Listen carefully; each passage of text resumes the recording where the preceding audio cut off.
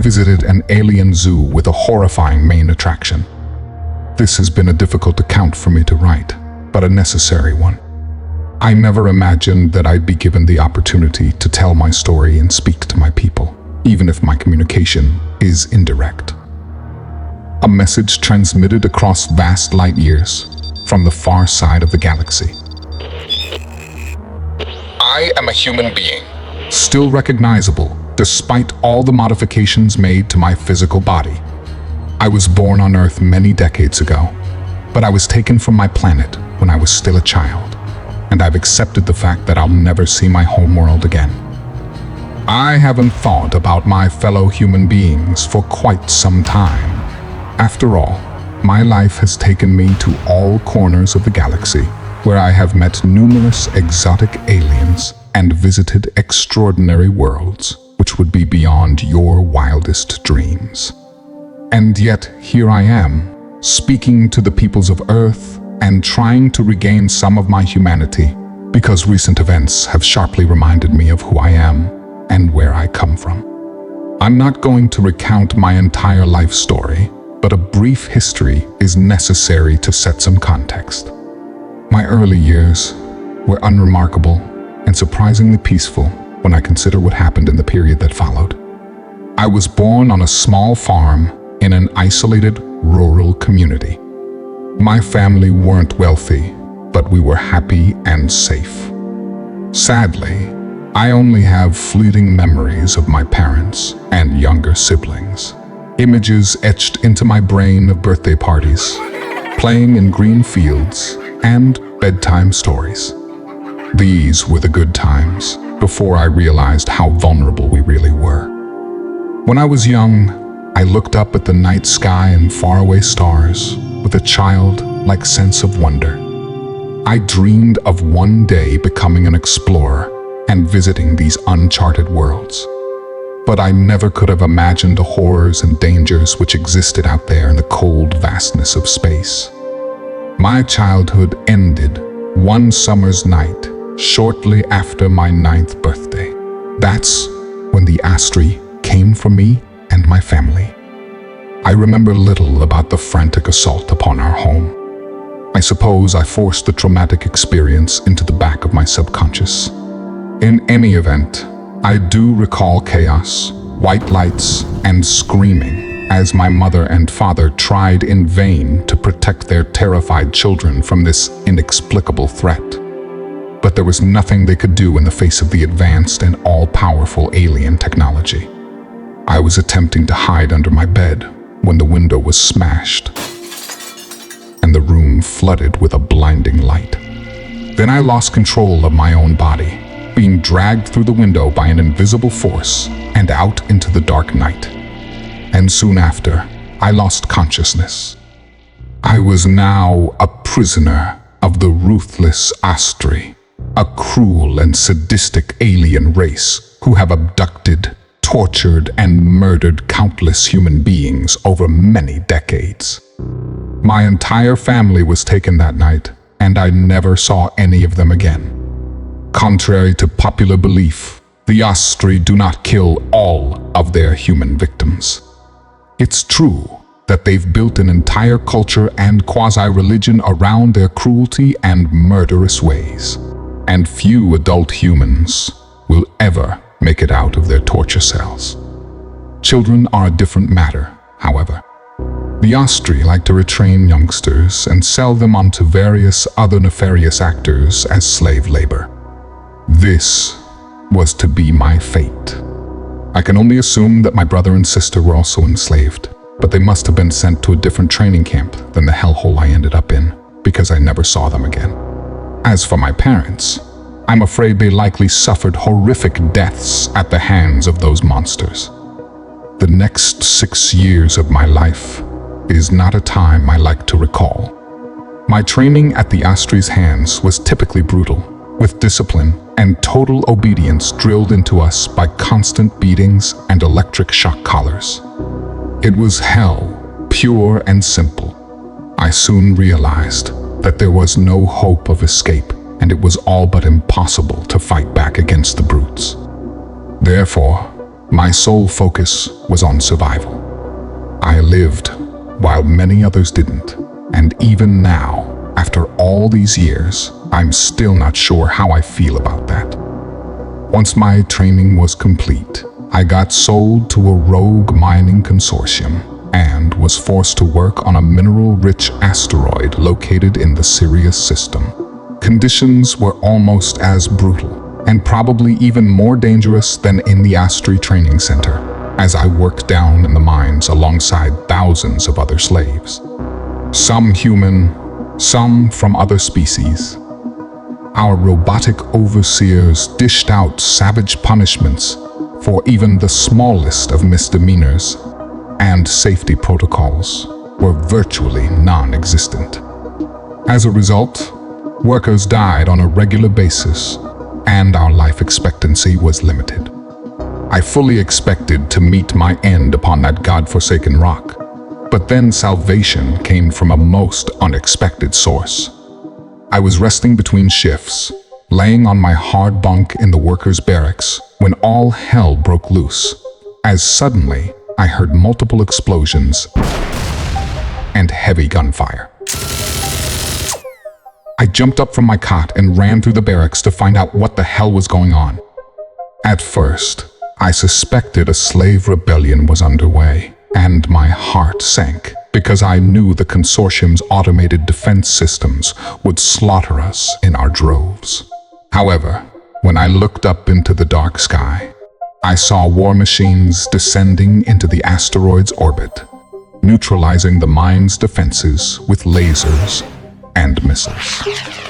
The battle was short-lived and one-sided, with the attacking forces soon overwhelming the slavers and taking control of the facility. Afterwards, all of the surviving workers were gathered up and addressed by a representative of the conquering forces.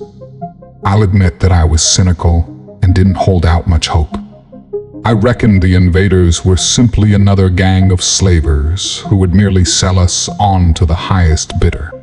But I'll admit to being astonished when we came face to face with a tall and thin alien with pale skin and large oval-like eyes, which looked upon us with compassion and empathy.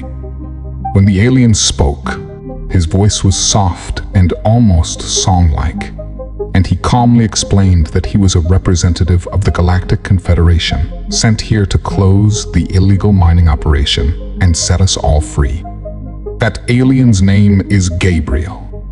He saved my life that day, and I've been with him ever since. Let me try to explain my situation after the liberation of the Sirius slave mine. I was only 15 years old but had been forced to grow up fast. I'd known nothing but violence and cruelty since my abduction from Earth, and there's no doubt that the tortures I'd endured had a significant impact upon my fragile psyche. I assumed the galaxy was a place of chaos and violence, and so didn't know what to make of this Galactic Confederation. Were they genuine about their stated mission of fighting intergalactic aggressors and ending their reign of terror? I'll admit that I was highly suspicious. They told us we were free, but what did that actually mean? The Confederation weren't able to send me back to Earth, and even if they could, why would I want to go? My family were missing, presumed dead. I had nothing to go back to. And besides, how could I go back to a normal life on Earth after everything I'd been through, and with what I now knew about the universe? I was at a loss on what to do with my newfound freedom, but I guess Gabriel took a shine to me because he offered me a position as his assistant, one which I would ultimately accept. At the time, I had little idea what this job would entail, but it was clear that Gabriel's life was an interesting one. The alien was a member of the Malak race, an advanced and cultured alien species who lived in peace for millennia, until they were forced to take up arms in self-defense following a brutal attack upon their homeworld by the Astri.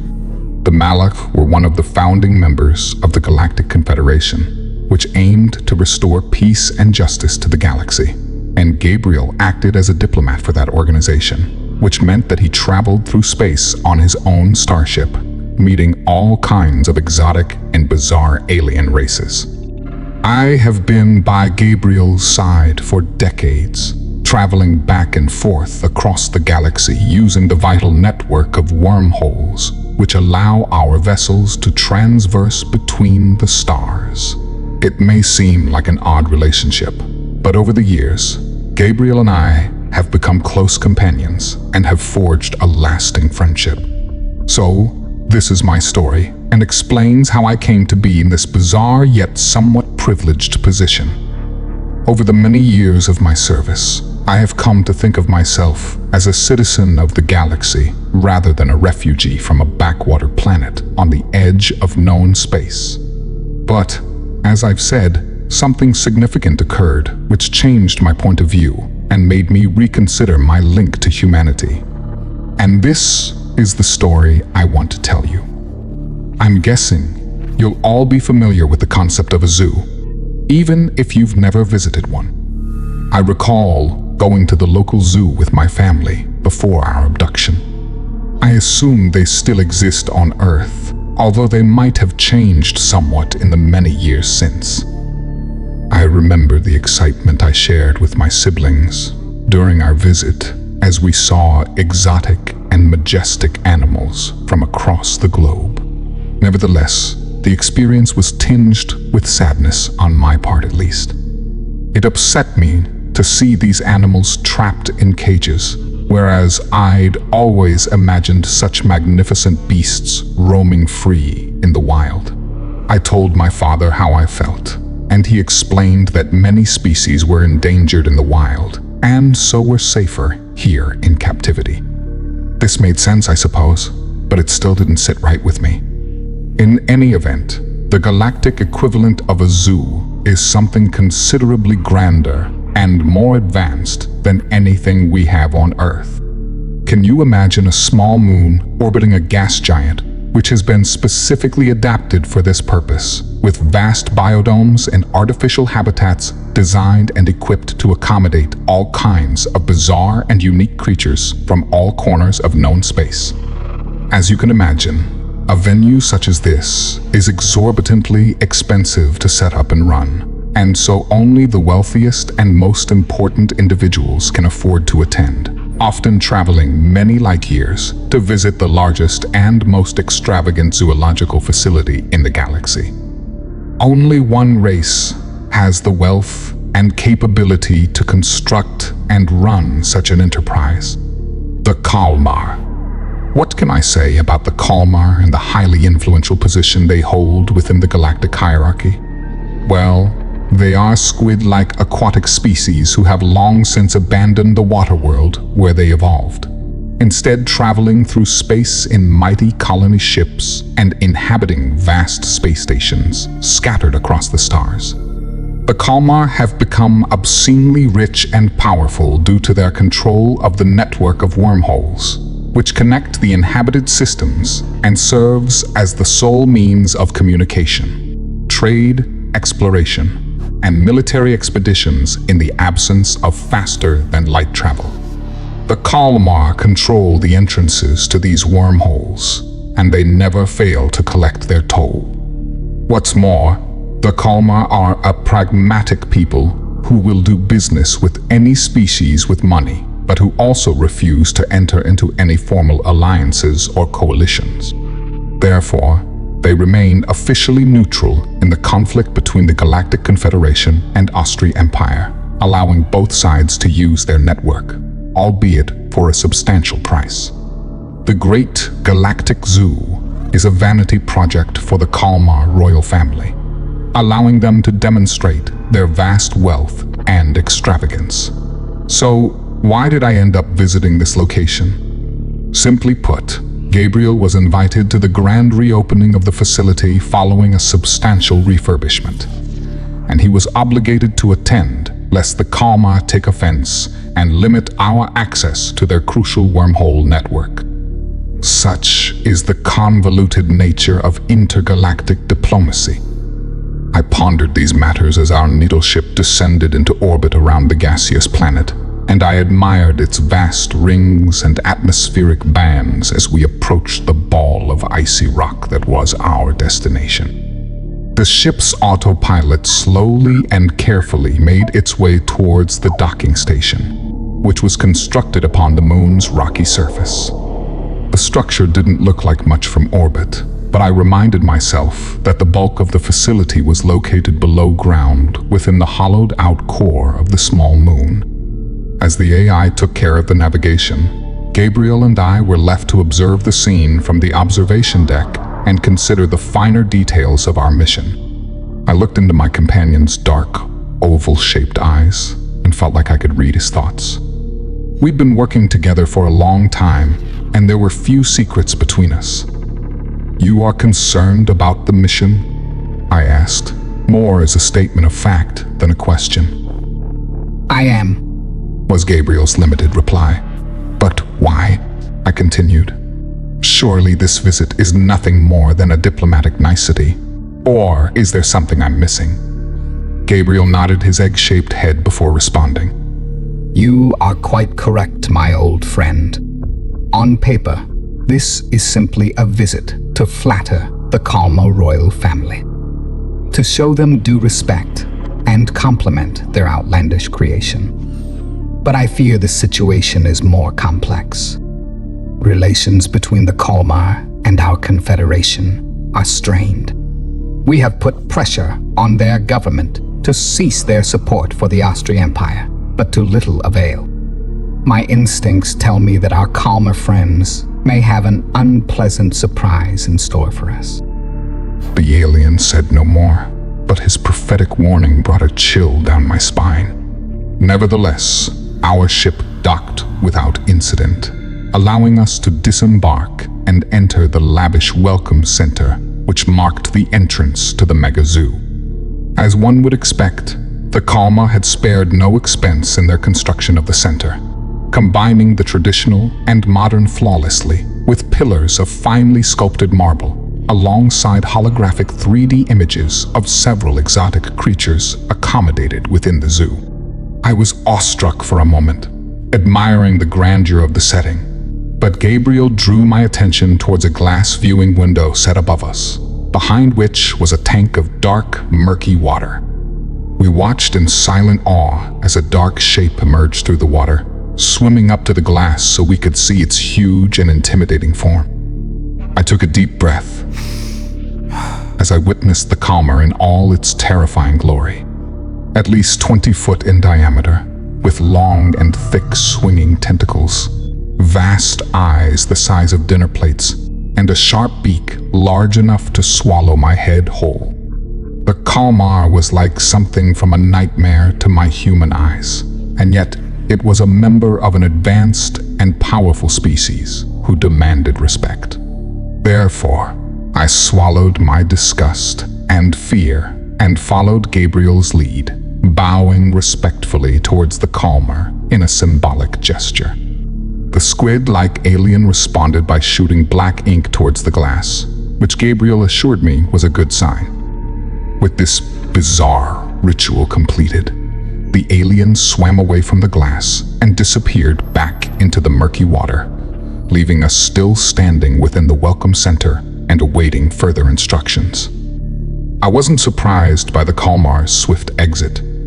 Gabriel had provided me with a crash course on their culture before we landed. In addition to their greed and lust for power, the Kalmar were also surprisingly xenophobic and wanted little to do with other species. The brief greeting we'd received was the best we could have hoped for, and the logistics of our tour would be left to their robotic subordinates.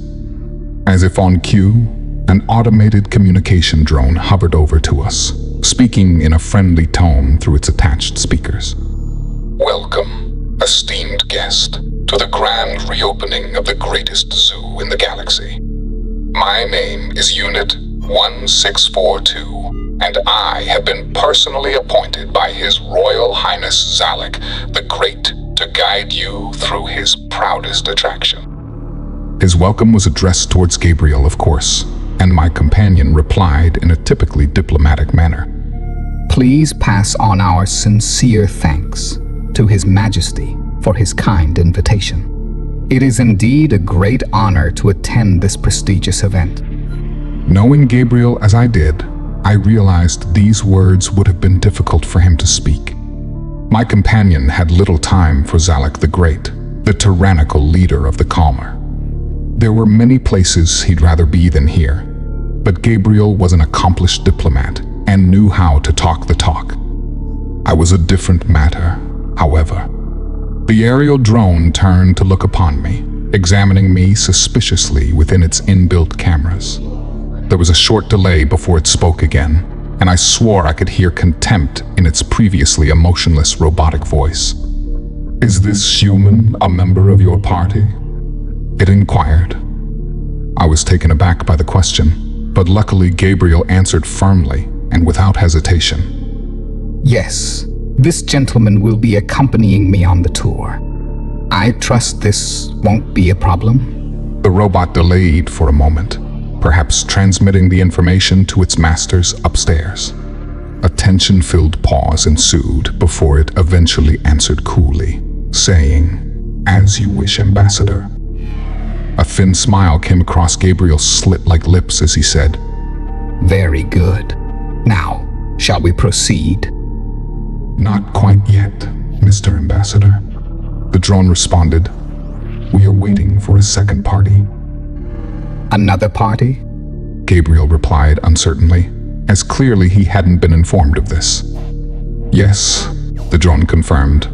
"Ah, here they come now."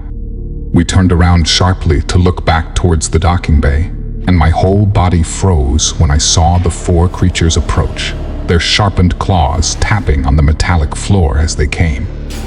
The other party were Astri, a family by the look of it. The father stood nearly 7 feet tall, his red scales flaring and his yellow reptilian eyes burning when he saw us. I noted the visible scars across his tough hide and numerous decorations pinned to his neat uniform, and I guessed the Astri was a seasoned warrior of some repute. The female walking alongside him was only slightly smaller and just as mean-looking. I assumed this was his wife or concubine. And trailing behind were 2 juveniles, both male. They were adolescents, and so I reckoned they'd already been through the hellish Agog-style training, which all Astri children were forced to undertake. It's not an exaggeration to say that I was frozen to the spot in terror as I watched the Astri approach. Horrific memories came flooding back into my head as I recalled the hell of my abduction and the tortures inflicted upon me in the Astri slave camp. I'd tried to push this trauma to the back of my mind in the years since, but seeing these monsters in the flesh unleashed a tidal wave of repressed trauma. What is the meaning of this? Gabriel exclaimed, his normally cool exterior suddenly disappearing. The robot didn't skip a beat before replying. "Ambassador, let me introduce you to Admiral Taz, commander of the Astri 7th Fleet. He's accompanied by his wife and 2 sons. They will be joining us on today's tour." I was told nothing of this. Gabriel protested. His Majesty believed this meeting should be a surprise for both parties. He hopes this occasion can be an opportunity for reconciliation between the Confederation and the Empire, and perhaps the seeds of peace can be planted on this day. Gabriel shook his head, but made no comment. Clearly, this was the calmer trick he'd anticipated, but he'd been caught unawares by their boldness. Judging by the angry clicks emitted by the Astri and the hateful, murderous glares they shot me in particular, I guessed they were pretty unhappy about the situation too. But there was nothing either side could do. This was neutral ground, and no one could risk upsetting the calmer lest they cut off access to the crucial wormholes.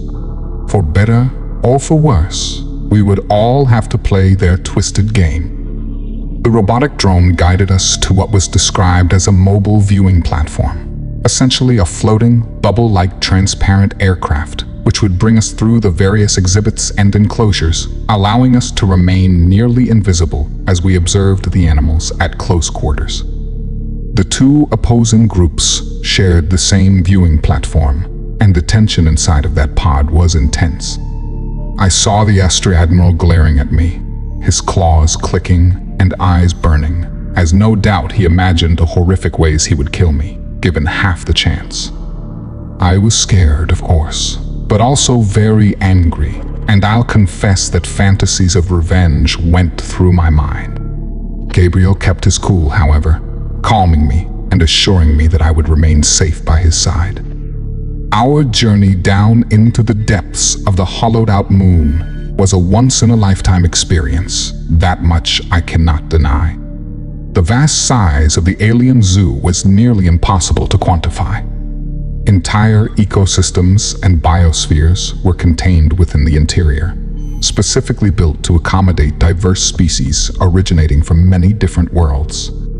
I could spend hours describing all the bizarre creatures we encountered during our descent, but I will focus on 3 encounters which directly relate to my account.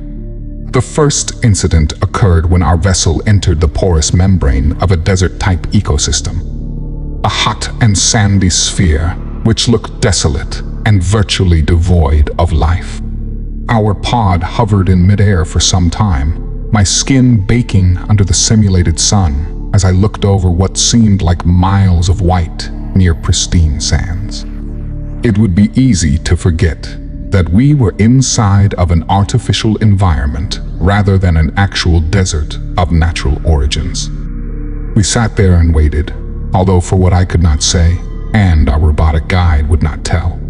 Boredom soon set in, particularly with the 2 Astray youngsters who were seemingly obsessed with adrenaline rushes and bloody violence.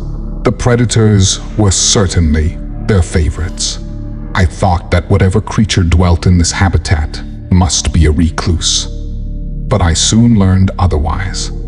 I stepped back, my jaw dropping as I looked upon the enormous worm-like creature with a thick yellow hide, easily 100 foot in length, rising from the desert sands.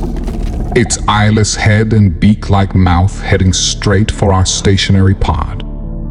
I yelped in terror as the mighty beast attacked, biting out in an effort to grasp our pod within its mighty maw. I was sure it would swallow us whole, but when the monster attempted to do so, it suffered a sudden shock.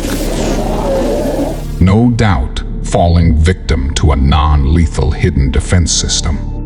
The beast recoiled, shrieking so loudly as it retreated from our pod and returned to the sands below, burying itself deep and leaving us in peace.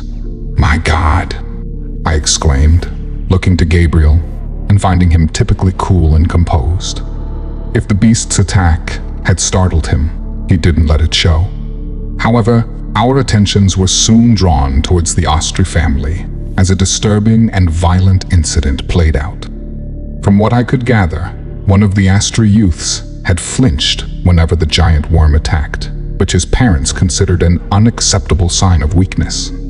Gabriel and I could only watch as the Astray boy's father angrily remonstrated with his son, while his mother went a step further, violently beating the boy with her claw-like hands formed into fists. Meanwhile, the boy's brother simply stood still and watched on as his brother was abused, no doubt relieved that he wasn't on the receiving end. I winced upon witnessing the savage punishment, which reminded me of the many beatings I'd received back in the slave camp. This was a harsh reminder that the Astray were often as brutal towards their own children as they were to their alien captives. Gabriel no doubt shared my disgust as he placed his long-fingered hand upon my shoulder in an attempt to comfort me. Meanwhile, our robotic guide waited for the punishment to end before delivering its cheery briefing. The death worm of Orkin, terror of the desert world. As you can imagine, my masters had considerable difficulty in obtaining this specimen. It will never be fully domesticated, of course, but we have spared no expense in installing state-of-the-art security measures to ensure the safety of our guests. It seemed there was nothing else to see in this biosphere. and so we moved on. The next habitat was a jungle environment, one of stifling humidity and thick vegetation, all set under an artificial replica of dual suns. This was somewhere I'd never been and hope I never will. But nevertheless, the location was chillingly familiar to me, and being here confirmed my worst fears. Welcome to our artificial construct of the Austri homeworld. We hope that the Admiral will appreciate the level of detail, including the authentic vegetation and organisms. The Astri male grunted dismissively, which was perhaps the best reaction one could have expected. Our pod descended under the foliage, allowing us a closer view of the ground level. Amongst the exotic creatures we saw was a large and red scorpion-like beast with a sharp, dripping stinger on its tail. The beast was perhaps the size of a bull, but it scurried along the forest floor with surprisingly light feet.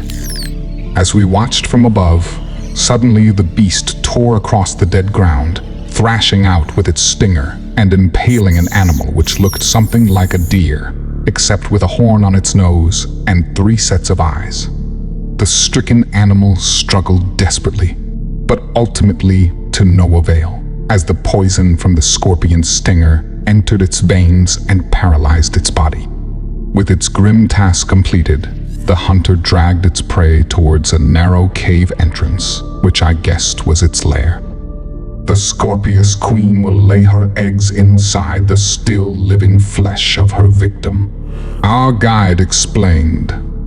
Once her offspring are hatched, they will feast upon its warm flesh. He paused briefly, turning to the Astri family.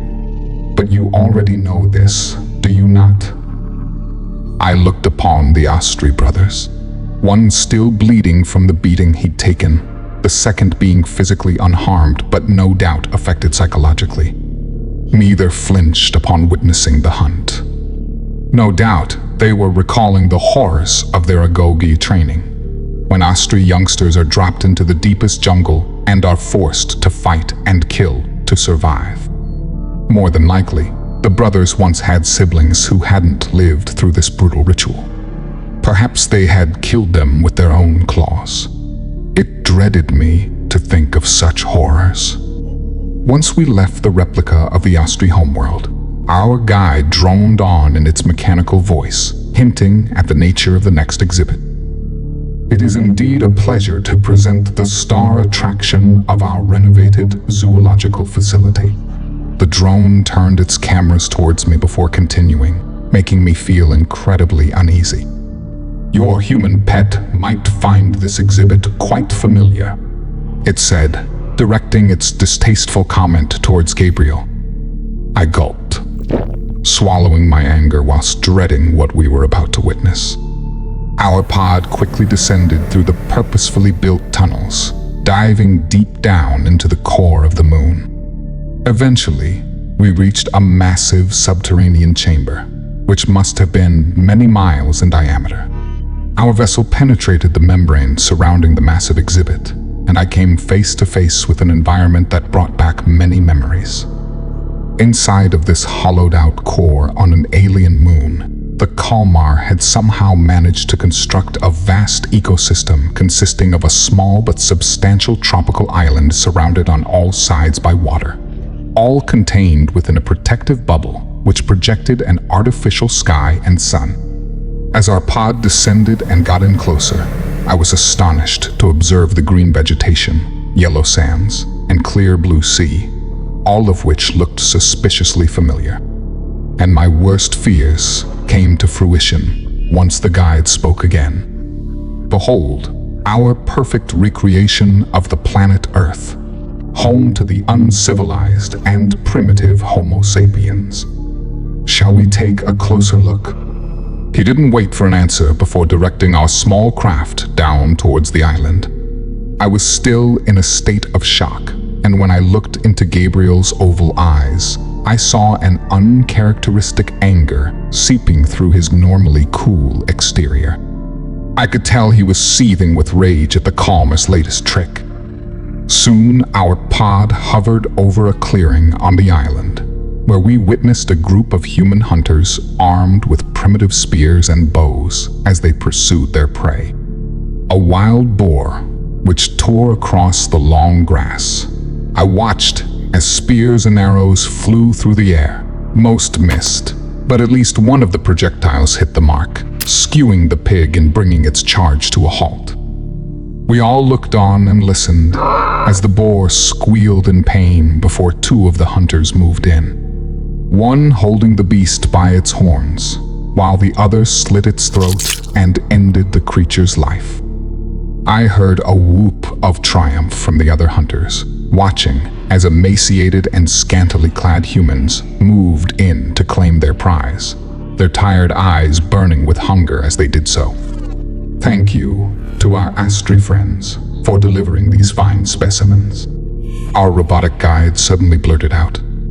I turned towards the Astri family, just as the Admiral cast me a hateful look with a sadistic smile etched across his fang-filled maw.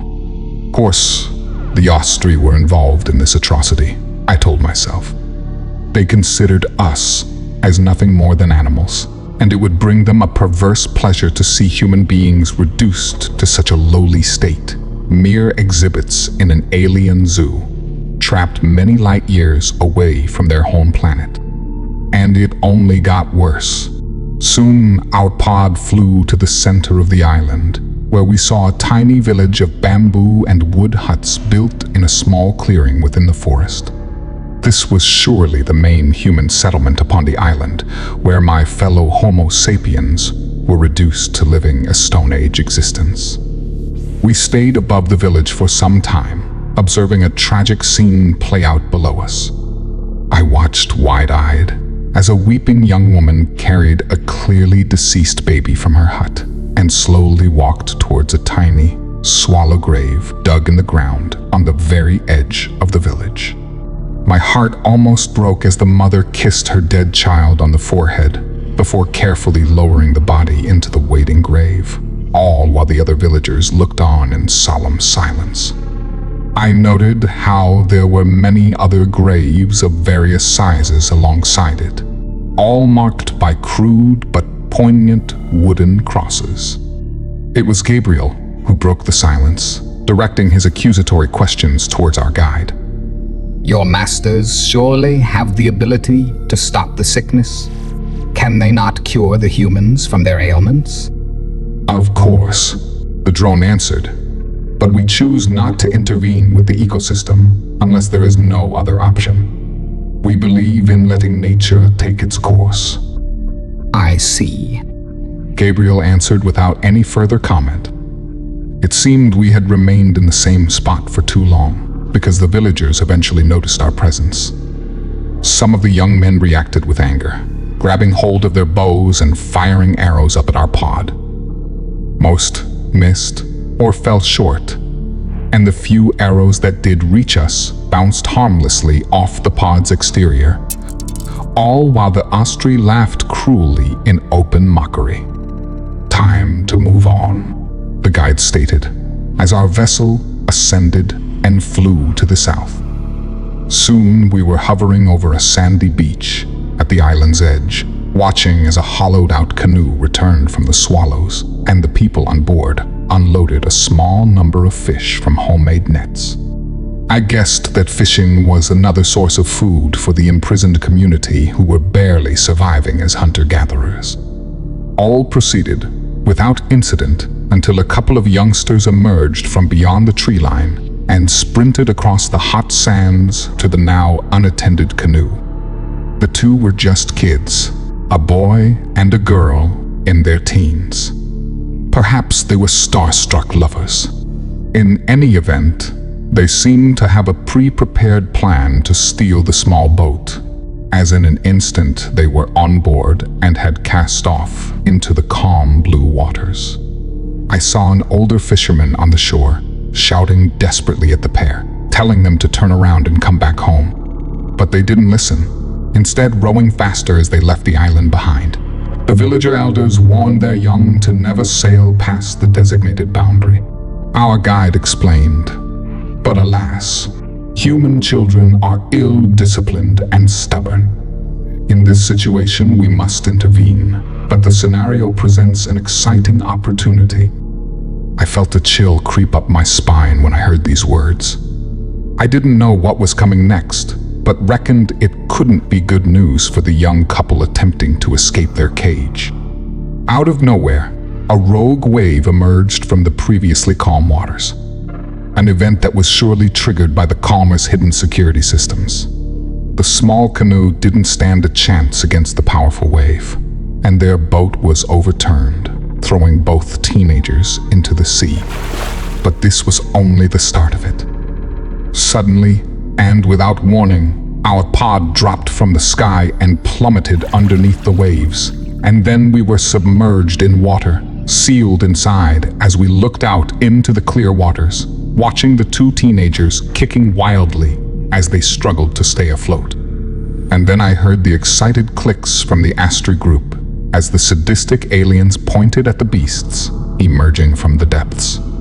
My heart almost stopped as I watched the giant fish swimming upwards, their huge mouths opening to reveal rows of razor-sharp teeth and their dark eyes filled with a raw hunger.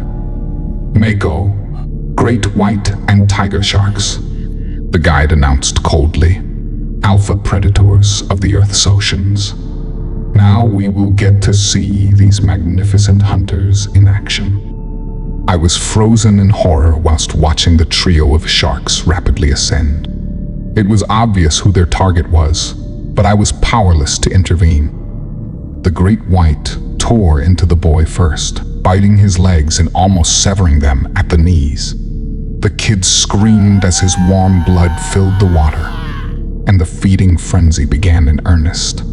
The girl tried to reach out to help her boyfriend, but he was soon pulled under the surface. And a moment later, she was bitten through the torso by the tiger shark, nearly torn in two as her eyes filled with shock and pain. Meanwhile, the Mako fought with the larger great white over the boy's limp body, ripping one of his arms off, while the kid continued his futile struggle. Before long, the scene descended into bloody chaos, the sharks feasting greedily on human flesh with a primal savagery, which reminded me that, in this place at least, humans weren't on top of the food chain. I keeled over, retching as I felt like I was going to be sick. I glanced up at Gabriel and saw a terrible sadness in his now expression-filled eyes. But the Astri's reaction was the polar opposite, as the twisted reptilian family snorted and clicked their claws with excitement as they celebrated the bloodbath we'd just witnessed. Thankfully, the hellish show ended soon after, as our pod returned to the surface and left the nightmarish exhibit behind. To his credit, Gabriel retained his professional demeanor as he thanked the calmer guide for the tour and was even cordial to the vicious admiral and his family.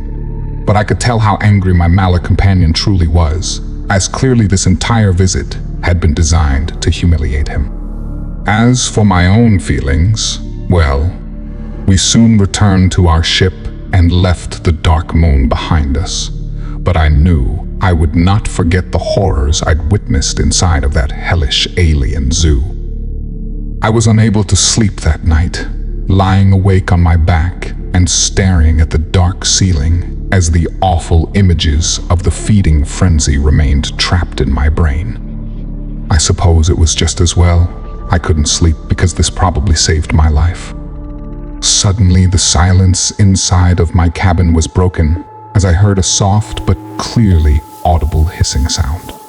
I jumped up from my bed, catching a fleeting image out of the corner of my eye as something small but fast slithered across my cabin floor. I yelped in shock, jumping up on my bunk as I frantically scanned the room to find the mystery creature. But in an instant, the interloper was up on my bed with me, only inches away from my body. Through the darkness, I saw a thin, snake-like creature with red eyes and sharp fangs dripping with venom. I was frozen in terror, seeing my cabin door opening, but thinking it was surely too late. The snake hissed and jumped forward, its fangs extended as it prepared to deliver its deadly poison into my veins. But At the very last moment, a long hand reached out from the darkness, grabbing the jumping snake in midair and snapping its spine with a single, powerful action. I was still shaking almost uncontrollably as I looked up to see my savior, Gabriel. The alien examined the dead creature in his hands for a brief moment before tossing it to the ground in disgust. And then he turned his attentions to me, ensuring that I was unharmed and comforting me after the traumatic, near-death experience. After I'd recovered from the shock, Gabriel and I retired to the ship's canteen, where the AI computer prepared me a light sedative to calm my nerves. When I finally felt confident enough to speak, I asked the following questions. That creature, where did it come from? Is it an escapee from the zoo? I knew this was unlikely, but didn't much like the alternative. Gabriel hesitated, appearing deep in thought for a moment, but he eventually replied, I think not. The deceased animal is an ostry viper, purposefully bred and trained for targeted killings. It will be impossible to trace the attempt back to the Admiral, of course, but I believe he was insulted by your presence and wanted to take you out to send a message. I felt a fresh pang of panic and a sickness in the pit of my stomach, once again remembering how close I'd come to suffering an excruciating death. I didn't know what to say in that tension-filled moment, and so waited until Gabriel spoke again. The Confederation leadership believe we can still work with the Kalmar and negotiate with the Astri. I fear they are shamefully naive in this regard. We must redouble our efforts to defeat this wicked coalition. The alien gave me a meaningful look through his large oval eyes before continuing. We have traveled together for many years, old friend. But I feel I must now ask you a difficult question. Do you miss your people? Is it your desire to return to Earth? I was shocked by the directness of Gabriel's question, although I'll admit that I had given this matter some thought over the years, and so I soon arrived at an answer. No, I said firmly. In truth, I would be an alien to my own people if I returned. My place is here, by your side. Gabriel nodded his large head and seemed satisfied by my response. And yet, you still care about your people, he added. I could see as much from your reaction today. I thought back to the sickening display in the alien zoo and realized he was right. I couldn't stand to see my fellow human beings treated in such a way, and wouldn't forget what the Astri had done to me and my family. I felt like Gabriel was going to come up with an alternative proposal and wasn't to be disappointed. You know, we already have a legion of freed humans fighting as part of our forces. Before long, we will reach out to the citizens of Earth and request that they join our alliance.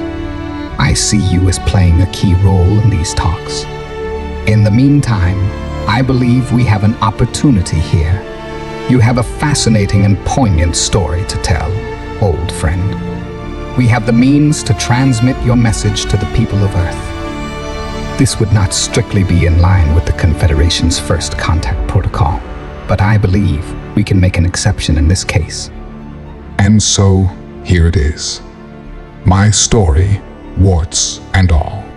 Much of my life has been marked by tragedy and trauma. But my message to Earth is this. You have been living in a dark cave for too long, and it is time to see the light. The universe is a dangerous place, full of threats, almost beyond human comprehension. But we are not alone in this fight. War is coming, whether we like it or not, and it's time to decide which side we're on. If you enjoyed this video, don't forget to like and subscribe to Descent into the Unknown for more terrifying stories.